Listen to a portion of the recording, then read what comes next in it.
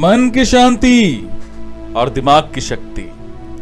हालांकि जिंदगी में आप वो सब कुछ पाते हैं जिस बात को आप आत्मसात कर चुके होते हैं, और आत्मसात आप उसे करते हैं जिन बातों में आप मन की गहराइयों और अवचेतन मन से विश्वास करते हैं।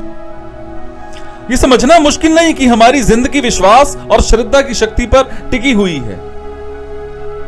सिर्फ जिंदगी जीने की प्रक्रिया इस पावर पर डिपेंड नहीं करती। उस अनंत और शाश्वत जगत शक्ति ने इंसान को चरम विकास तक पहुंचाया, और जहां उसे यह भी याद नहीं होता कि वो जीवित है। आपकी हार्ट बीट्स, हृदय का धड़कना,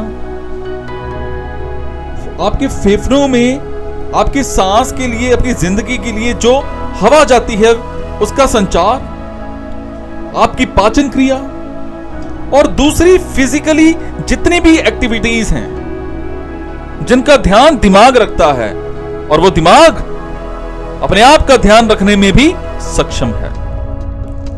इसके अलावा इंसान और भी बहुत सारे वर्ग या जातियां बनाता है, और यही नहीं, इंसान अभिलाषा करता है। दिमाग की शक्ति से वो अपनी आकांक्षाओं की पूर्ति करता है, और जब वो पूरी हो जाएं, उसके आगे की अभिलाषाएं पूरी करने की सोचता है, और उसका ये काम चलता ही जा रहा है। हमारे दार्शनिकों ने शांति और निर्वता की शांति को पहचाना है।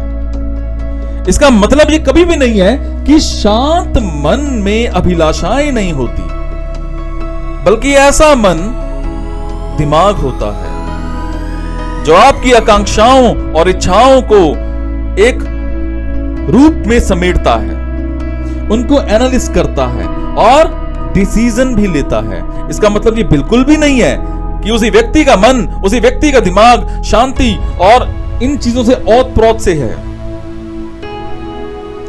जो पूरे वर्ल्ड के बिहेवियर से दूर होता है, पूरे वर्ल्ड की हलचल में शामिल नहीं होता है। कई बार देखा गया है कि सबसे शांत, धीर, गंभीर व्यक्ति सबसे व्यस्त होते हैं।